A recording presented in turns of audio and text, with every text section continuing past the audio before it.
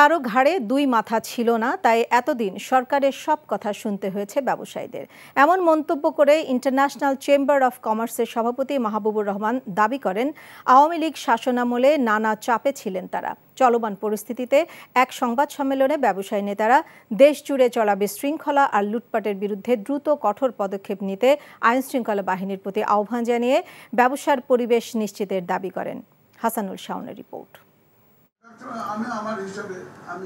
দেশের চলমান পরিস্থিতিতে ব্যবসায়ী নেতাদের নিয়ে রাজধানীর একটি হোটেলে ইন্টারন্যাশনাল চেম্বার অব কমার্স আইসিসির এই সংবাদ সম্মেলন, যাতে ব্যবসায়ী নেতারা চলমান পরিস্থিতির শান্তিপূর্ণ সমাধান প্রত্যাশা করেন।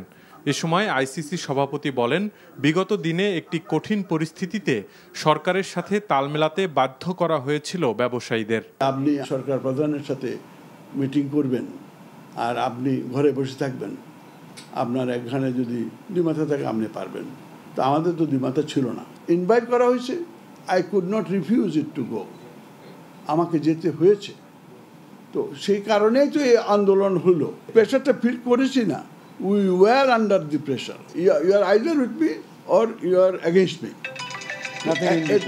ইন বিটুইন কিছু নাই। এটাই ছিল সরকারের ফিলোসফি। ব্যবসায়ীরা জানান, দেশে এখন হিংসা, হানাহানি আর লুটপাট চলছে, যা ব্যবসা বাণিজ্যকে নতুন করে সংকটে ফেলছে।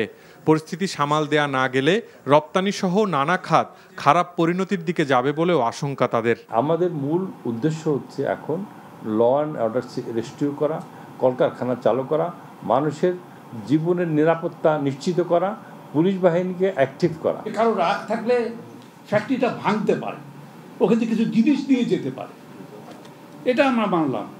কিন্তু আগুন দিয়ে পুড়িয়ে দিয়ে ধ্বংস করে দিয়ে এটা লাভটা কার হচ্ছে? সারা দেশের যে অর্জন সেটা কিন্তু আজকে একদম শেষ হয়ে যাচ্ছে।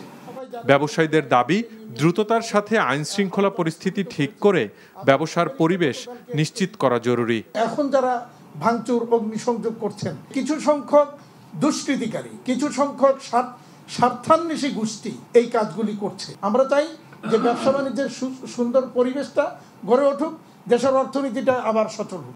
আগামীতে অন্তর্বর্তীকালীন সরকার যেন অর্থনীতির চাকা সচল রাখার কার্যকর উদ্যোগ নেয়, সে দাবিও জানানো হয় এই সংবাদ সম্মেলন থেকে। Hasanul Shaon, NTV news, Dhaka.